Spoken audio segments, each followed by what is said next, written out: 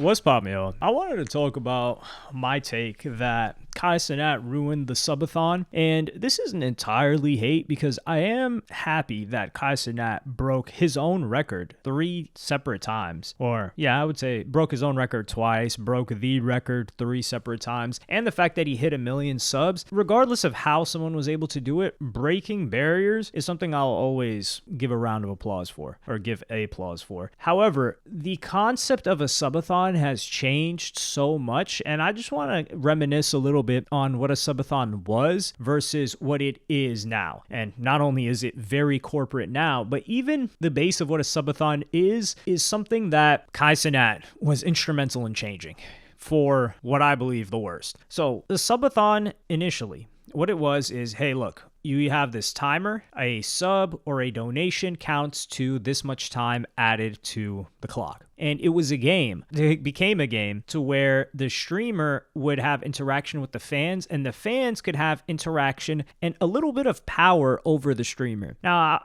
I may or may not be able to find the clip of Bruce Drop 'em Off talking about his own subathon. I think it was like the DEO-a-thon like years ago, but he was, and I'll just paraphrase, he was saying that he does not want to do another subathon and he couldn't stand doing a subathon. A lot of the time, the reason why streamers would do a subathon is their stream would bully them into it, or ask for it consistently, or the streamers wanted to make like a big injection of cash. But what would happen is that it would get to a point where the streamer, and this is what Bruce Drop 'em Off was talking about, they had no idea how long the subathon was going to last. And this is the thing, it was like an uncapped subathon. So it could last a day, it could last a week, it could last several weeks, or it could last indefinitely. And that's something that Ludwig did. Ludwig was the first person, I believe, to break this record and get hundreds of thousands of subs. His subathon went on, I believe it was for 40 something days. I'll probably check the actual days that it went for. It actually went for 31 days. So it seemed like Ludwig capped his out. But there are a couple of other streamers that didn't cap it out when they did a subathon. For example, this girl Athena, she streamed for over 1,000 hours straight, which was about 47 days. The Panda TV had streamed for 840 hours straight. And then there was this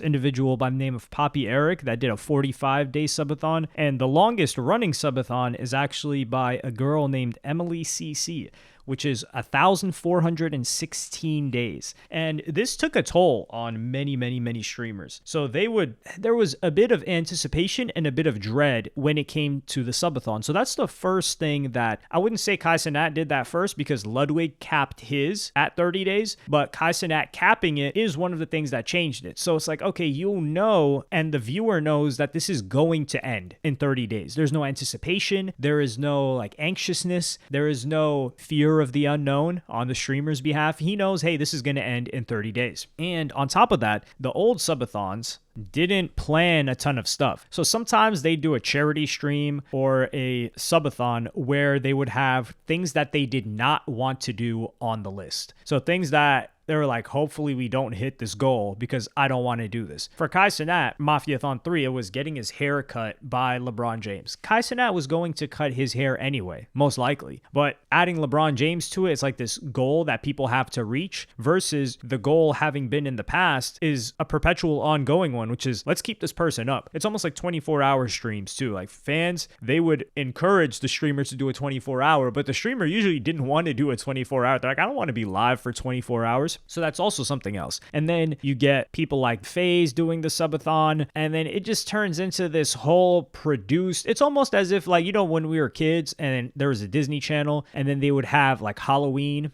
every Halloween show and thing going on in October. That's somewhat what these guys are doing for a month. Like you get FaZe doing it and they've got a whole content calendar planned and they know the guests that they're going to bring, or in FaZe's case, they kind of did like, for the UK guys will understand, they did the B-Tech version of Cenat's subathon when it came to guests, since they weren't really able to get many. And then you've got Cenat also paying people to show up on stream. So it becomes like he took it to the next level, but it just becomes this thing where it's like, is this what the expectation of a subathon is? Now the definition is being changed. And part of that is when Cenat would do like these power hours when subs and donations, mainly subs, would count more for time than than at any other part of the marathon. And this was something that a lot of people they had a problem with it, because it's like, dog, the point of the subathon is for the timer to go down and the anticipation of the fans and them wanting the stream to go on, encouraging them to sub.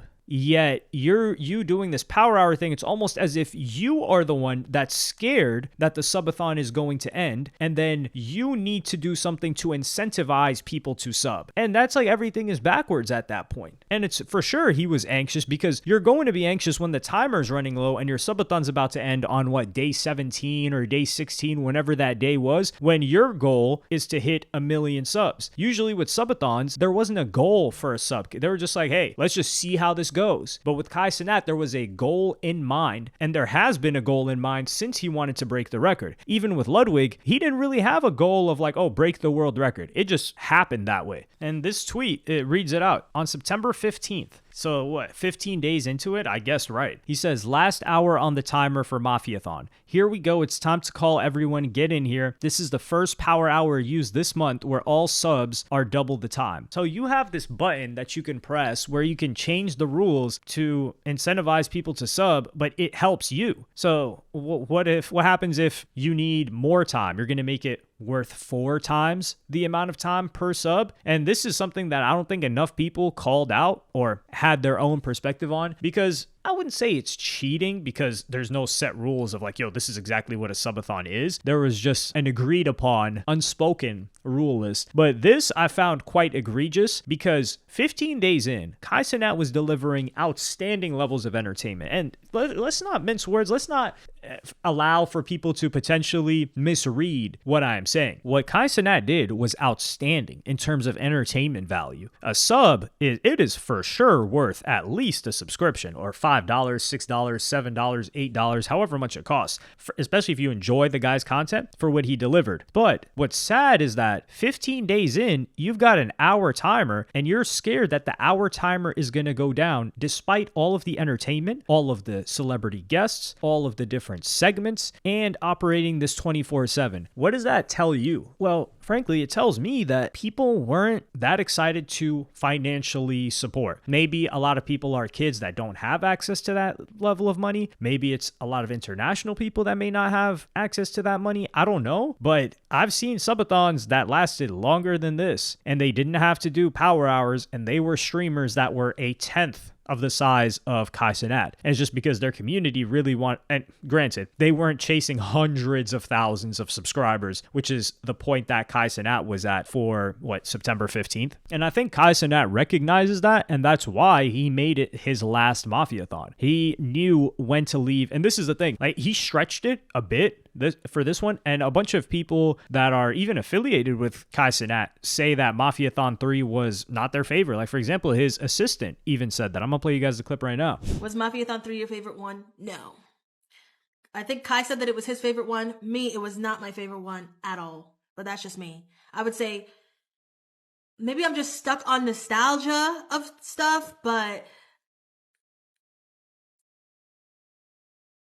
I would say 2 is probably my favorite.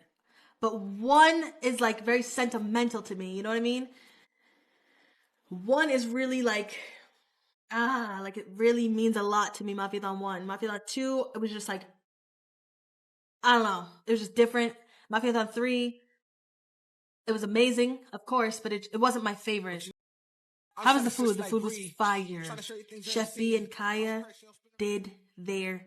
So even her, who's worked on all of the Mafiathons and has been there for all of the Mafiathons, she's saying that 3 isn't her favorite. And she says 3 is Kai Cenat's favorite, but that's because Kai Cenat, he did it big. And I really, really, really like Kai Cenat for knowing to end it here. Because where do you go from here? You hit the 1 million, which we may talk about this in a separate video. That 1 million may have been guaranteed. Not entirely sure about that. But he hit the 1 million, he hit the goal, and he knew, like, okay, you can't go up from here. There is nothing else that he could do for a subathon that would make it more grand, make it more spectacular, and have an incentive, maybe like an uncapped subathon or something like that, where people can like see how long actually, there is other things that you could do, but in terms of grand and celebrity and big, there isn't. But there are other things like, for example, like survival or an uncapped subathon. But what incentive is there for a Kai Cenat to do an uncapped subathon? He's the events guy. He's not the I'm going to stream more than everyone else guy. And he's even talked about that in the past. So I do think he has changed the